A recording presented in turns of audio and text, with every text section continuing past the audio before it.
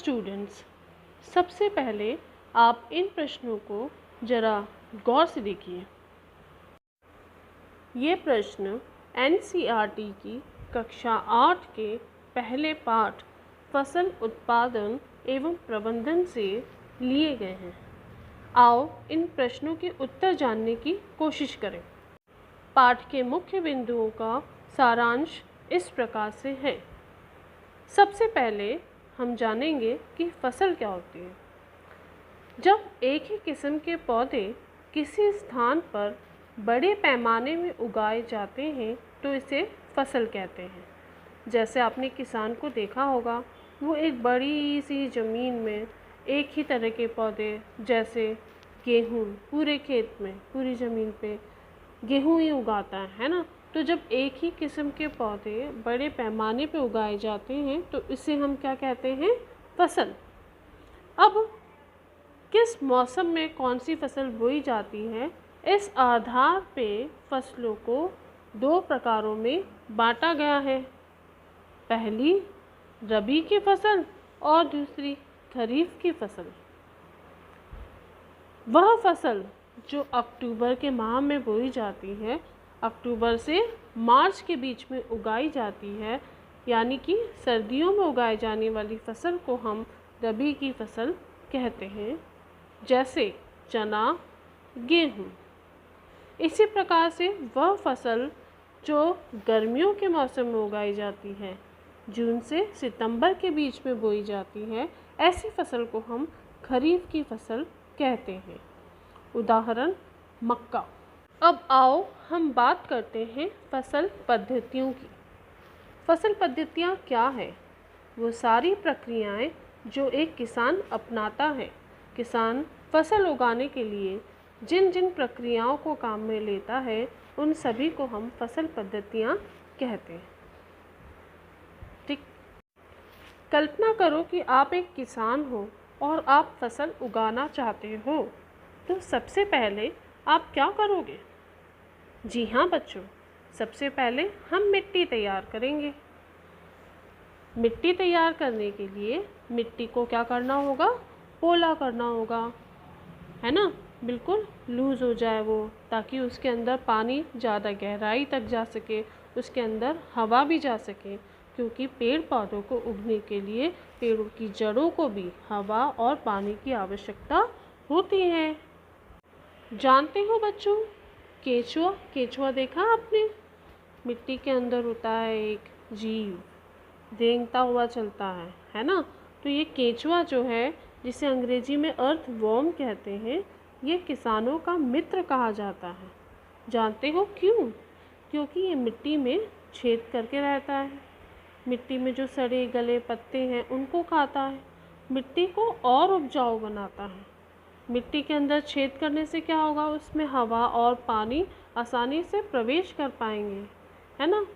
तो जब हम मिट्टी को इस तरह से पोला कर देते हैं, उसमें हवा और पानी जा सकता है, इस प्रक्रिया को हम क्या कहते हैं? जुताई। अब बच्चों, हमारी मिट्टी तो तैयार हो गई, है ना। हमने हल की सहायता से या ट्रैक्टर की सहायता से खेतों की जुताई कर ली। तो अब हम क्या करेंगे? अब बात आती है बीजों की। तो अच्छी किस्म के बीज हम लेंगे और उनको बोएंगे। सबसे पहले अच्छी किस्म के बीजों का चयन करेंगे। अब बीजों को बोना कैसे है? अब क्योंकि तकनीकी ने, विज्ञान ने बहुत ज़्यादा प्रगति कर ली है, तो अब हम हाथों से फेंक के बीजों को नहीं बोएंगे। अब हम सीड ड्रिल का प्रयोग करेंगे, जिससे क्या होगा कि जो बीज हैं वो उचित गहराई पे बोए जाएंगे और उचित दूरी पे बोए जाएंगे, ताकि सभी बीजों को उचित मात्रा में पानी और हवा मिल सके। अब बच्चों, हमने बीज भी बो दिया। अब क्या करना है? मिट्टी में हम मिलाएंगे खाद या फिर उर्वरक। अब एक बहुत ही महत्वपूर्ण बात, ये बहुत ही महत्वपूर्ण अंतर होता है खाद और उर्वरक के बीच में। खाद क्या है? ये जैविक पदार्थों से मिलके बना है, जैसे सड़ी गली पत्तियाँ, गोबर इत्यादि। जबकि उर्वरक रासायनिक पदार्थों से मिलके बना है, जैसे यूरिया, NPK। यहाँ NPK का मतलब हुआ नाइट्रोजन, फास्फोरस और पोटेशियम। अब दोनों में से ज़्यादा बेहतर कौन सा है? उर्वरक की खास बात यह है कि बहुत जल्दी पौधों को सारे पोषण मिल जाते हैं, जल्दी पौधों की ग्रोथ होती है, जल्दी पौधों की वृद्धि होगी। लेकिन उर्वरक क्या करते हैं, क्योंकि केमिकल हैं मिट्टी के अंदर, जो हमारे किसान के मित्र हैं, मिट्टी के अंदर जो उपयोगी जीवाणु हैं उनको ये नष्ट कर देता है, मिट्टी को सुखा देता है और मिट्टी की जल ग्रहण क्षमता को कम कर देता है। अब और दूसरी हम बात करते हैं किसकी? खाद की। तो खाद की क्या खास बात है? खाद क्या हुआ? मिट्टी की जल ग्रहण क्षमता को बढ़ाता है। यह पौधों को पोषण देगा, धीरे धीरे पौधों की अच्छी सी वृद्धि होगी इसमें भी, है ना। लेकिन उसकी जो पोषण देने की क्षमता होती है ना, वो उर्वरकों की तुलना में थोड़ी कम होती है ना। लेकिन ये क्या करते हैं, मिट्टी में जो उपयोगी जीव जंतु उनको नष्ट नहीं करते हैं। अब आप खुद ही देख लीजिए कि खाद बेहतर है या उर्वरक। अब हमने मिट्टी में खाद भी दे दी, अब क्या करना है, आपको बीजों को पानी भी देना है। पेड़ पौधों को उगने के लिए पानी चाहिए ना, तो बीजों को पानी देना सिंचाई कहलाता है। अब हम सिंचाई कैसे करेंगे? तो अब हम, क्योंकि विज्ञान ने फिर प्रगति करी है, हम क्या करेंगे, क्योंकि राजस्थान में रहते हैं, राजस्थान में पानी की वैसे ही बहुत कमी है, तो ऐसे स्थानों पे सिंचाई के लिए छिड़काव तंत्र और ड्रिप तंत्र का प्रयोग किया जाता है।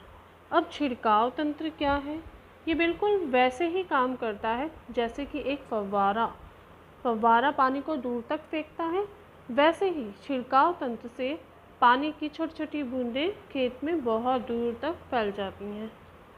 और ड्रिप तंत्र में क्या होता है, पूरे खेतों में पाइपलाइंस बिछी होंगी और उन पाइप्स में जगह जगह छोटे छोटे छेद होते हैं। इन छेदों से बीजों की सीधे जो पौधे हैं ना, उनकी जड़ों में पानी जाता है। अब एक समस्या, कई बार क्या होता है, खेतों में किसान जब बीज बोता है तो कुछ पौधे ऐसे भी उग जाते हैं जिनके बीज किसान ने बोए ही नहीं थे। इन पौधों को हम खरपतवार या अवांछित पौधे कहते हैं। निराई की प्रक्रिया द्वारा अवांछित पौधों को खेतों से निकाल दिया जाता है। खरपतवार को नष्ट करने के लिए केमिकल जैसे 2,4-D को भी काम में लेते हैं। अब हमने खरपतवार भी हटा दी, फसल हमारी तैयार है। अब इस फसल की हम कटाई करेंगे और इसकी कटाई करने के लिए हम हार्वेस्टर का उपयोग करेंगे। अब हार्वेस्टर क्या चीज़ है?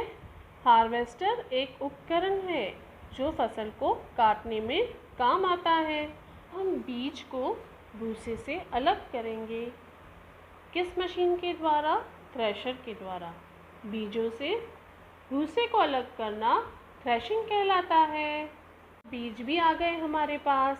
अब इन बीजों का हम भंडारण करेंगे। इसकी सुरक्षा हमें कीटों से, कवक से, चूहों से भी करनी है ना। बीजों की रक्षा के लिए हम नीम की सूखी पत्तियां भी काम में ले सकते हैं। अब इन बीजों को बड़े बड़े बिन्स में सुरक्षित रखा जाता है। खेती के साथ किसान पशुपालन भी करते हैं, जिसमें वो पशुओं की देखभाल करते हैं और उनसे उपयोगी वस्तुओं को प्राप्त करते हैं। इसके बारे में हम अगले पाठ में पढ़ेंगे। उम्मीद करती हूँ कि ये पाठ आपको समझ में आया होगा। अगले पाठों के लिए मेरे चैनल को लाइक और सब्सक्राइब करना ना भूलें और नीचे जो बेल आइकन है उसे दबा दें। अब वीडियो की शुरुआत में जो प्रश्न देखे थे उनके उत्तर आप इनका स्क्रीनशॉट भी ले सकते हैं। मिलते हैं नेक्स्ट